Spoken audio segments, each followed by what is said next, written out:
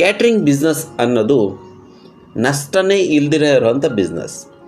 ಆದರೆ ನೀವು ಶ್ರಮವಹಿಸಿ ಬುದ್ಧಿವಂತಿಕೆಯಿಂದ ದುಡಿಯಬೇಕು. ಲೇಡೀಸ್ ಆ್ಯಂಡ್ ಜೆಂಟಲ್ ಗಾಯ್ಸ್, ನಮಸ್ಕಾರ. ನಾನು ಸುರೇಶ್ ಶೆಟ್ಟಿ. ನೀವು ನೋಡ್ತಾ ಇರೋದು ಟೇಸ್ಟ್ ಆಫ್ ಉಪಹಾರ. ನಿಮ್ಮೆಲ್ಲರಿಗೂ ಸ್ವಾಗತ. ಈ ವಿಡಿಯೋದಲ್ಲಿ ನಾನು ನನ್ನ ಸ್ವಂತ ಕ್ಯಾಟ್ರಿಂಗ್ ಬಿಸ್ನೆಸ್ ಅನುಭವಗಳನ್ನು ಹಂಚ್ಕೊಬೇಕು ಅಂತ ಬಂದಿದ್ದೀನಿ. ಈಗ ಒಂದು 500 ಜನಕ್ಕೆ ಕ್ಯಾಟ್ರಿಂಗ್ ಆರ್ಡರ್ ಸಿಕ್ಕಿದೆ.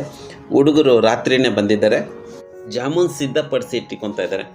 ಒಬ್ಬರು ಜಾಮೂನು ಉಂಡೆ ಹಾಕ್ತಾಯಿದ್ದಾರೆ, ಇನ್ನೊಬ್ಬರು ಜಾಮೂನು ಕಟ್ತಾ ಇದ್ದಾರೆ, ಇನ್ನೊಬ್ಬರು ಫ್ರೈ ಮಾಡ್ತಾ ಇದ್ದಾರೆ, ಒಬ್ಬರು ಈ ರೀತಿಯಾಗಿ ಜಾಮೂನ್ ಸಿದ್ಧವಾಗ್ತಾ ಇದೆ.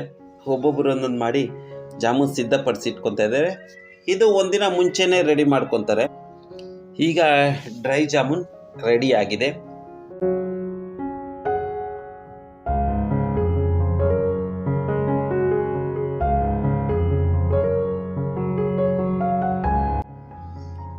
ಈಗ ಬೆಳಗಿನ ಕೆಲಸ, ಇವತ್ತು ಆರ್ಡ್ರ್ ಇದೆಯಲ್ಲ, ನೆನ್ನೆ ಜಾಮೂನ್ ಮಾಡ್ಕೊಂಡಿವಿ, ಇವತ್ತು ಇನ್ನು ಕೆಲಸ ಸ್ಟಾರ್ಟ್ ಆಗಿದೆ. ಒಬ್ಬ ಹುಡುಗ ಆಲೂಗಡ್ಡೆ ತೊಳೆದಿಟ್ಟಿದ್ದಾನೆ, ಒಬ್ಬರು ಈರುಳ್ಳಿ ಕಟ್ ಮಾಡಿ ಇಟ್ಟಿದ್ದಾರೆ, ಒಬ್ಬರು ತರಕಾರಿ ಕಟ್ ಮಾಡ್ಕೊತಾ ಇದ್ದಾರೆ, ಒಬ್ಬರು ರೈಸ್ ಬೇಯಿಸ್ತಾ ಇದ್ದಾರೆ ಮೊಸರನ್ನಕ್ಕೆ, ಇನ್ನೊಬ್ಬರು ತರಕಾರಿಯನ್ನೆಲ್ಲ ಕಟ್ ಮಾಡಿ ನೀರಲ್ಲಿ ಹಾಕಿ ಇಟ್ಕೊಂಡಿದ್ದಾರೆ. ಇದು ಪಲಾವ್ಗೆ. ಈಗ ಮಾಡ್ತಾ ಇರೋದು ಮೊಸರನ್ನಕ್ಕೆ. ಮೊಸರನ್ನ ಮಾಡಲು ರೈಸ್ ಬೇಯಿಸ್ಕೊತಾ ಇದ್ದಾರೆ, ಬಿಳಿಯನ್ನು ಮಾಡಿ ಇಟ್ಕೊಳ್ತಾ ಇದ್ದಾರೆ. 25 kg ಬಿಳಿಯನ್ನು ಮಾಡಲು ಪಾತ್ರೆ ಇಟ್ಟಿದ್ದಾರೆ. ಈ ದೊಡ್ಡ ಪಾತ್ರೆಗಳು ನನ್ನ ಹತ್ರ ಇರಲಿಲ್ಲ. ಕ್ಯಾಟ್ರಿಂಗ್ ಆರ್ಡ್ರಲ್ಲಿ ದೊಡ್ಡ ಪಾತ್ರೆಗಳು ಇರಬೇಕು, ಅದರಿಂದ ನನ್ನ ಹತ್ರ ಇಲ್ಲ. ಅದರಿಂದ ನಾನು ರೆಂಟಿಗೆ ಎತ್ಕೊಂಬಂದಿದ್ದೆ. ಈಗ ರೈಸ್ ಆಗಿದೆ, ಒಬ್ಬೊಬ್ಬರು ಒಂದೊಂದು ರೀತಿಯಾಗಿ ತರಕಾರಿ ಕಟ್ ಮಾಡಿ ಇಕ್ಕಿದ್ದಾರೆ.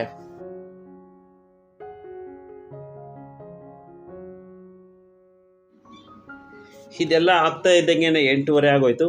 ಹುಡುಗರಿಗೆ ನಾಷ್ಟ ಮಾಡಬೇಕು, ನಾಷ್ಟಕ್ಕೆ ಸಿದ್ಧಪಡಿಸ್ಕೊತಾ ಇದ್ದಾರೆ. ಈ ಕಡೆ ಮುನ್ಸಾಮಿ ಮೊಸರನ್ನಕ್ಕೆ ರೈಸ್ ರೆಡಿ ಮಾಡಿದ್ದಾರೆ. ಈಗ ಇದನ್ನು ತಣ್ಣಗೆ ಮಾಡೋಕ್ಕೆ ಅಂತ ಇನ್ನೊಂದು ಪಾತ್ರೆಗೆ ಬಗ್ಗಿಸ್ತಾ ಇದ್ದಾರೆ. 500 ಜನಕ್ಕೆ ಮೊಸರನ್ನ, ಅದಕ್ಕೆ ಬೇಕಾಗಿರೋದು 20 kg ಅಕ್ಕಿ ಅನ್ನ ಬೇಯಿಸಿಟ್ಕೊಂಡಿದ್ದಾರೆ. ಹೀಗೆ ಇದನ್ನು ತಣ್ಣಗೆ ಮಾಡಬೇಕು.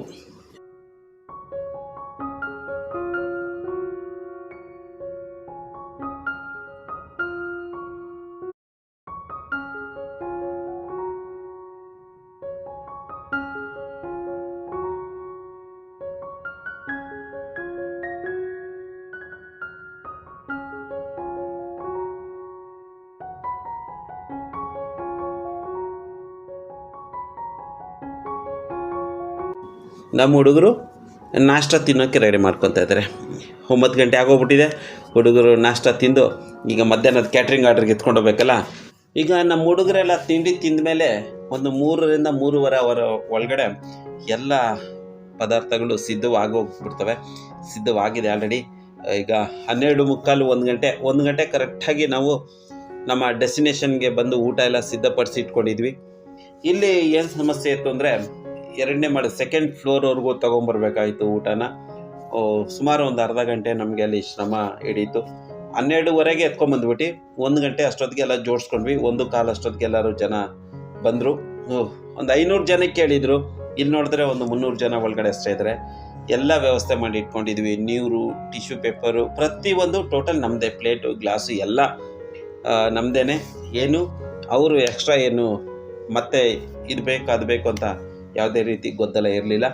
ಪೂರ್ತಿಯಾಗಿ ಒಂದು ಪ್ಯಾಕೇಜ್ ಕೊಟ್ಬಿಟ್ಟಿದ್ರು. ಬರೀ 100 ರೂಪಾಯಿಗೆ ಈ ಊಟ ನಾನು ಸಪ್ಲೈ ಮಾಡಿದ್ದು. ಮಧ್ಯಾಹ್ನದ ಲಂಚು ಎಲ್ಲ ನಮ್ಮದೇ. ಟಿಶ್ಯೂ ಪೇಪರು, ಪ್ಲೇಟು, ವಾಟರು, ಕ್ಲೀನಾಗಿ ಎಲ್ಲ ವ್ಯವಸ್ಥೆ ಆಗಿತ್ತು.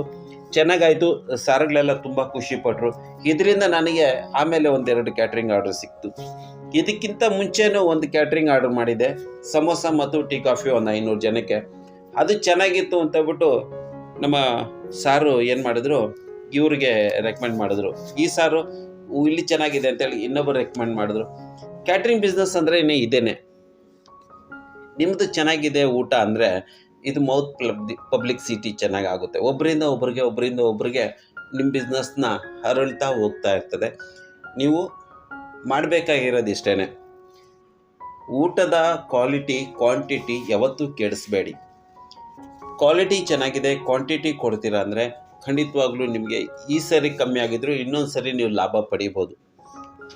ಒಂದೊಂದು ಕ್ಯಾಟ್ರಿಂಗ್ ಆರ್ಡ್ರಲ್ಲಿ ಲಾಭ ಚೆನ್ನಾಗಿ ಬರುತ್ತೆ, ಒಂದೊಂದರಲ್ಲಿ ಕಮ್ಮಿ ಲಾಭ ಬರುತ್ತೆ, ಒಂದೊಂದು ಲಾಸು ಆಗಿಬಿಡುತ್ತೆ.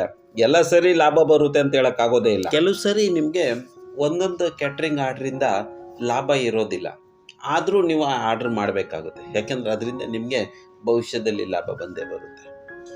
ಈಗ ಅಲ್ಲಿ ಊಟ ತೊಗೊಂಡೋಗಿದ್ದು ಊಟ ಎಲ್ಲ ತಿಂದರು, ಸಿಕ್ಕಾಪಟ್ಟೆ ಊಟ ಉಳಿದ್ಬಿಟ್ಟಿದೆ. ಸುಮಾರು ಇನ್ನೂ ಒಂದು 300 ಜನಕ್ಕೆ ಊಟ ಉಳಿದಿದೆ. ಈಗ ಇದನ್ನು ನಾನು ಚಿಕ್ಕ ಚಿಕ್ಕ ಪಾತ್ರೆಗಳಿಗೆ ಹಾಕ್ಕೊಂಡು ಆಟೋದಲ್ಲಿ ಎತ್ಕೊಂಡೋಗಿ ಹಳ್ಳಿಗಳಲ್ಲಿ ಹಂಚ್ಬಿಡ್ತೀನಿ. ಇಲ್ಲಿ 1-2 ಹಳ್ಳಿ ಇದೆ, ತಮ್ಕ ಮತ್ತು ಗದ್ದೆ ಕಣ್ಣೂರು ಅಂತ.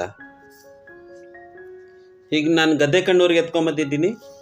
ಇಲ್ಲಿ ಸಾಯಂಕಾಲ ಒಂದು ದೇವಸ್ಥಾನಕ್ಕೆ ಪೂಜೆ, ಇವತ್ತು ಶುಕ್ರವಾರ ಆದ್ದರಿಂದ ಇಲ್ಲೊಂದು ಮಹಾದುರ್ಗೆಯ ದೇವಸ್ಥಾನ ಇದೆ.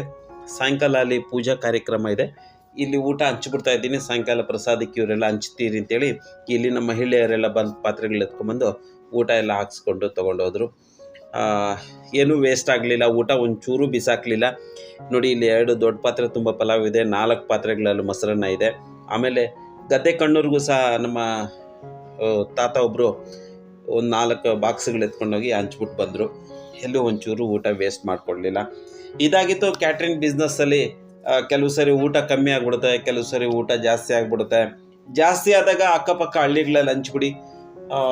ಅಕಸ್ಮಾತ್ ನಿಮ್ಗೆ ಹಳ್ಳಿಗಳಿಲ್ಲ, ನೀವು ಸಿಟಿಲಿರೋದ್ರೆ ಅಲ್ಲಿ ಆಶ್ರಮಗಳಿರ್ತವೆ, ಹಾಸ್ಟೆಲ್ಗಳಿರ್ತವೆ. ಊಟ ಚೆನ್ನಾಗಿದ್ದರೆ, ಫ್ರೆಶ್ ಆಗಿದ್ದರೆ, ಬಿಸಿ ಇದ್ದರೆ, ಏನೂ ಇದಿಲ್ಲ ಅಂದರೆ ಅಲ್ಲಿ ತೊಗೊಂಡೋಗಿ ಹಂಚ್ಬಿಟ್ಟು ನೀವು ಅವ್ರನ್ನ ಕೊಟ್ಬಿಟ್ಟು ಬರ್ಬೋದು. ಊಟನ ವೇಸ್ಟ್ ಆಗೋಲ್ಲ. ಈಗ ಆಯಿತು, ಕ್ಯಾಟ್ರಿಂಗ್ ಆರ್ಡ್ರ್ ಆಯಿತು, ಆಮೇಲೆ ಊಟ ಉಳಿದಿದ್ದೆಲ್ಲ ಹಂಚಿದ್ದಾಯಿತು. ಈಗ ನಮ್ಮ ಕೆಲಸ ಮಾಡೋಕ್ಕೆ ಸಿಬ್ಬಂದಿಗಳು ಇವರು ನನ್ನ ಹೋಟ್ಲಲ್ಲಿ ಕೆಲಸ ಮಾಡೋದಿಲ್ಲ, ಕ್ಯಾಟ್ರಿಂಗ್ ಆರ್ಡ್ರ್ ಇದ್ದ ಮಾತ್ರ ತರಿಸ್ಕೊತೀನಿ. ಈಗ ಕ್ಯಾಟ್ರಿಂಗ್ ಆರ್ಡ್ರಲ್ಲಿ ಬಂದಿದ್ದ ಅರ್ಧ ದುಡ್ಡು ಇವ್ರಿಗೆ ಹಂಚಬೇಕಾಗುತ್ತೆ.